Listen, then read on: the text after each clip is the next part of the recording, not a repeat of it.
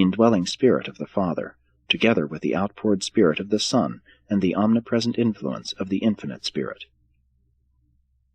6. Divination, sorcery, and witchcraft are superstitions of ignorant minds, as also are the delusions of magic.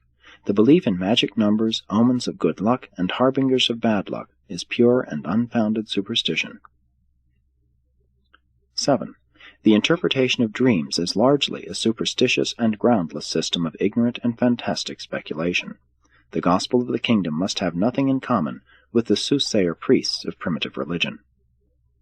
8. The spirits of good or evil cannot dwell within material symbols of clay, wood, or metal. Idols are nothing more than the material of which they are made. 9. The practices of the enchanters, the wizards, the magicians, and the sorcerers were derived from the superstitions of the Egyptians, the Assyrians, the Babylonians, and the ancient Canaanites. Amulets and all sorts of incantations are futile either to win the protection of good spirits or to ward off supposed evil spirits. 10. He exposed and denounced their belief in spells, ordeals, bewitching, cursing, signs, mandrakes, knotted cords, and all other forms of ignorant and enslaving superstition. 4. Sending the apostles out 2 and 2. The next evening, having gathered together the 12 apostles, the apostles of John, and the newly commissioned women's group, Jesus said, "You see for yourselves that the harvest is plenteous, but the laborers are few. Let us all, therefore, pray the Lord of the harvest that he send forth still more laborers into his fields. While I remain to comfort and instruct the younger teachers, I would send out the older ones 2 and 2, that they may pass quickly over all Galilee, preaching the gospel of the kingdom, while it is yet convenient and peaceful." Then he designated the pairs of apostles as he desired them to go forth, and they were Andrew and Peter, James and John Zebedee, Philip and Nathanael, Thomas and Matthew, James and Judas Alphaeus, Simon Zelotes, and Judas Iscariot. Jesus arranged the date for meeting the 12 at Nazareth, and in parting he said, "On this mission go not to any city of the Gentiles, neither go into Samaria, but go instead to the lost sheep of the house of Israel. Preach the gospel of the kingdom, and proclaim the saving truth that man is a son of God. Remember that the disciple is hardly above his master, nor a servant greater than his Lord. It is enough for the disciple to be equal with his master, and the servant to become like his Lord. If some people have dared to call the master of the house an associate of Beelzebub, how much more shall they so regard those of his household? But you should not fear these unbelieving enemies. I declare to you that there is nothing covered up that is not going to be revealed. There is nothing hidden that shall not be known. What I have taught you privately, that preach with wisdom in the open. What I have revealed to you in the inner chamber, that you are to proclaim in due season from the housetops. And I say to you, my friends and disciples, be not afraid of those who can kill the body, but who are not able to destroy the soul. Rather put your trust in him who is able to sustain the body and save the soul. Are not 2 sparrows sold for a penny? And yet I declare that not one of them is forgotten in God's sight. Know you not that the very hairs of your head are all numbered? Fear not, therefore, you are of more value than a great many sparrows. Be not ashamed of my teaching. Go forth proclaiming peace and goodwill. But be not deceived. Peace will not always attend your preaching. I came to bring peace on earth, but when men reject my gift, division and turmoil result.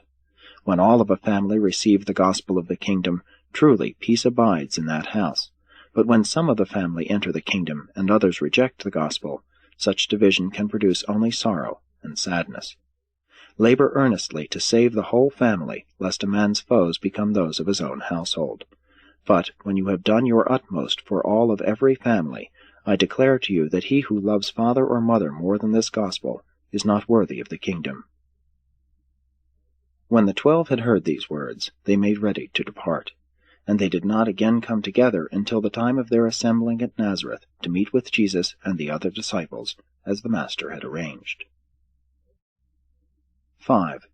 What must I do to be saved?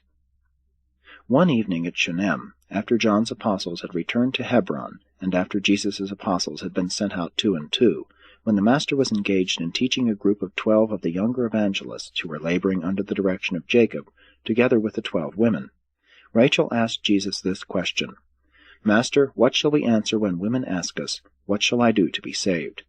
When Jesus heard this question, he answered, "When men and women ask, 'What shall we do to be saved?' you shall answer, 'Believe this gospel of the kingdom, accept divine forgiveness. By faith recognize the indwelling Spirit of God, whose acceptance makes you a son of God.' Have you not read in the Scriptures where it says, 'In the Lord have I righteousness and strength'? Also where the Father says, 'My righteousness is near, my salvation has gone forth, and my arms shall enfold my people. My soul shall be joyful in the love of my God, for he has clothed me with the garments of salvation, and has covered me with the robe of his righteousness.' Have you not also read of the Father, that his name shall be called the Lord our righteousness? Take away the filthy rags of self-righteousness, and clothe my Son with the robe of divine righteousness and eternal salvation. It is forever true, the just shall live by faith. Entrance into the Father's kingdom is wholly free, but progress, growth in grace, is essential to continuance therein. Salvation is the gift of the Father, and is revealed by his sons. Acceptance by faith on your part makes you a partaker of the divine nature, a son or a daughter of God. By faith you are justified, by faith you are saved, and by this same faith are you eternally advanced in the way of progressive and divine perfection. By faith was Abraham justified and made aware of salvation by the teachings of Melchizedek. All down through the ages has this same faith saved the sons of men, but now has a Son come forth from the Father to make salvation more real and acceptable.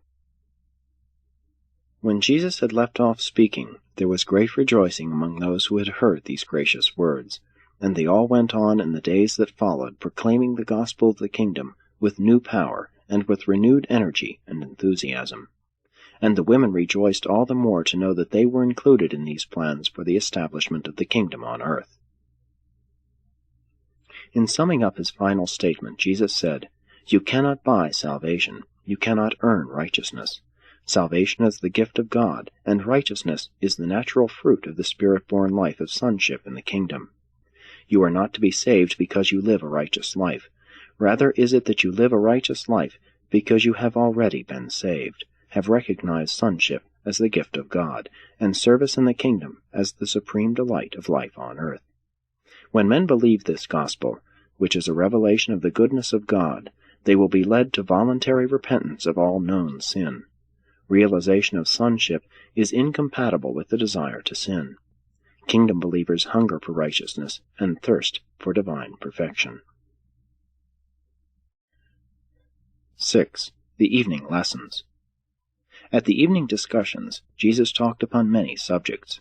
During the remainder of this tour, before they all reunited at Nazareth, he discussed the love of God, dreams and visions, malice, humility and meekness, courage and loyalty, music and worship, service and obedience, pride and presumption, forgiveness in relation to repentance, peace and perfection, evil speaking and envy, evil, sin and temptation, doubts and unbelief, wisdom and worship. With the older apostles away, these younger groups of both men and women more freely entered into these discussions with the Master. After spending 2 or 3 days with one group of 12 evangelists, Jesus would move on to join another group, being informed as to the whereabouts and movements of all these workers by David's messengers. This being their first tour, the women remained much of the time with Jesus. Through the messenger service, each of these groups was kept fully informed concerning the progress of the tour, and the receipt of news from other groups was always a source of encouragement to these scattered and separated workers. Before their separation, it had been arranged that the 12 apostles, together with the evangelists and the women's corps, should assemble at Nazareth to meet the Master on Friday, March 4. Accordingly, about this time, from all parts of central and southern Galilee, these various groups of apostles and evangelists began moving toward Nazareth. By mid-afternoon, Andrew and Peter, the last to arrive, had reached the encampment prepared by the early arrivals and situated on the highlands to the north of the city. And this was the first time Jesus had visited Nazareth since the beginning of his public ministry. 7. The Sojourn at Nazareth. This Friday afternoon Jesus walked about Nazareth quite unobserved and wholly unrecognized. He passed by the home of his childhood, and the carpenter shop, and spent a half hour on the hill which he so much enjoyed when a lad.